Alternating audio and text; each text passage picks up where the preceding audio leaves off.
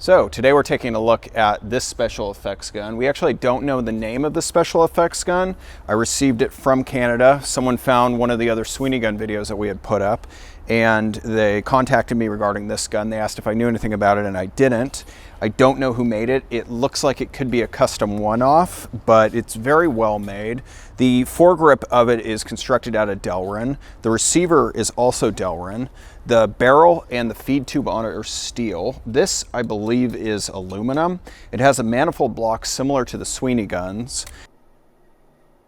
It has a pretty simple actuation. This actually has a plexiglass see-through cover on top.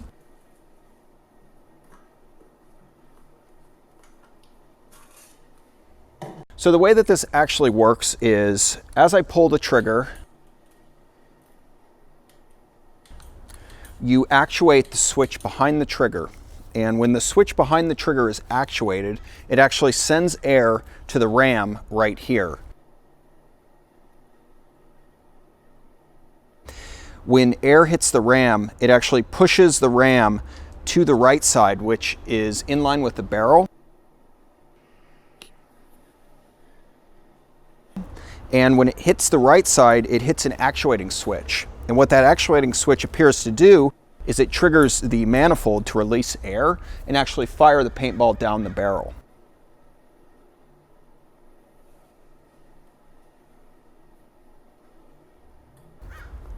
So in that way, with the block moving and cycling back and forth, it's similar to the Sweeney gun, but the actual actuation and pneumatic operation is a little different. On the actual feed system in this particular special effects gun, we have just a spring-loaded system. And how that works is it has a THAAD-style adapter where you'll actually pull your spring forward, you'll lock it into place, you'll take your 10-round tube, you'll dump your spark balls in, then you'll move your spring-loaded cylinder to the left and let it go, and it will slide back, and that'll actually apply pressure to the paintballs and push them back to the breech block. So as the breech block's actually cycling, the spring pressure is pushing the balls into the breech block. Overall, it's very well constructed. The barrel is probably about 24 inches long. No, it's probably about 20 inches long. Shoulders nicely. It's a little bit lighter than the Sweeney guns, and it actually has more of a easy to disassemble construction, whereas if you want to get to the barrel and the feed block, all you have to do is take these two thumb screws out, lift the plexiglass top off, and then you can probably remove the actual block and squeegee the barrel. So that's actually pretty nice.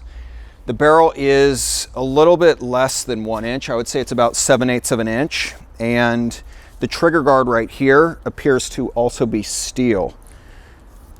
So if we wanted to run this, we wouldn't be able to use a compressed air HPA tank. We would actually need a compressor, like a compressor that you would use on a nail gun. And you probably power it at about 140 to 180 PSI.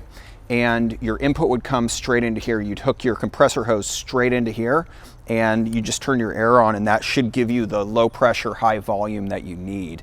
Whereas if you were to hook just an HPA tank up to this, you would get, and you regulated it down to that pressure, you wouldn't get the volume of air that this would need, so it would probably be leaking out of certain parts. So overall, it's very well constructed, and the operation is somewhat simple, but it is a mystery as to who made this. So it could have been some production studio or custom airsmith in Canada that produced it for a movie studio, but at this time, I don't know. So if you have information about this special effects gun, be sure to let us know, and hopefully we can find out some history on it.